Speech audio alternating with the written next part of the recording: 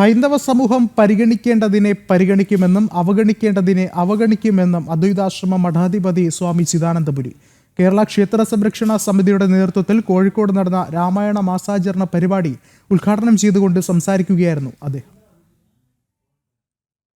രാമ രാമ രാമ ശ്രീരാമചന്ദ്ര ജയ, ശ്രീരാമ രാമ രാമ ശ്രീരാമഭദ്ര ജയ, ശ്രീരാമ രാമ രാമ സീതാഭിരാമ രാമ, ശ്രീരാമ രാമ രാമ ലോകാഭിരാമ ജയ.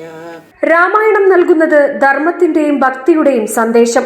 രാമായണത്തെ ഹൈന്ദവ സമൂഹം ഉൾക്കൊള്ളുകയും അടുത്ത തലമുറയിലേക്ക് പ്രചരിപ്പിക്കുകയും ചെയ്യണമെന്നും അത് കാലത്തിന്റെ ആവശ്യമാണെന്നും സ്വാമി ചിദാനന്ദപുരി. കേരള ക്ഷേത്ര സംരക്ഷണ സമിതിയുടെ നേതൃത്വത്തിൽ കോഴിക്കോട് നടന്ന രാമായണ മാസാചരണ പരിപാടിയുടെ ജില്ലാതല ഉദ്ഘാടനം നിർവഹിച്ച് സംസാരിക്കുകയായിരുന്നു സ്വാമി ചിദാനന്ദപുരി. പരിഗണിക്കേണ്ടതിനെ പരിഗണിക്കുന്നത് പോലെ അവഗണിക്കേണ്ടതിനെ അവഗണിക്കാൻ പഠിക്കണം. അസമ്പ്രദായവിത് മൂർഖവത് ഉപേക്ഷണീയ എന്ന് ഇന്നോ ഇന്നലെയോ എഴുതിയതല്ല. ഭഗവാൻ ഭാഷ്യകാരൻ ശങ്കരാചാര്യസ്വാമികൾ തന്റെ ഭാഷ്യത്തിൽ രേഖപ്പെടുത്തിയതാണ്. ഇതെന്തിനു പറഞ്ഞു എന്ന് ചോദിച്ചാൽ, അവഗണിക്കേണ്ട പലതിനെയും ഏറ്റുപിടിച്ച് അതിന് മറുപടി പറഞ്ഞ് ഇന്ന് അപ്രസക്തരായ പലരെയും നേതൃത്വത്തിലേക്ക് കൊണ്ടുവന്നുകൊണ്ടിരിക്കുകയാണ്. അവരെ സെലിബ്രിറ്റികളാക്കിക്കൊണ്ടിരിക്കുകയാണ്.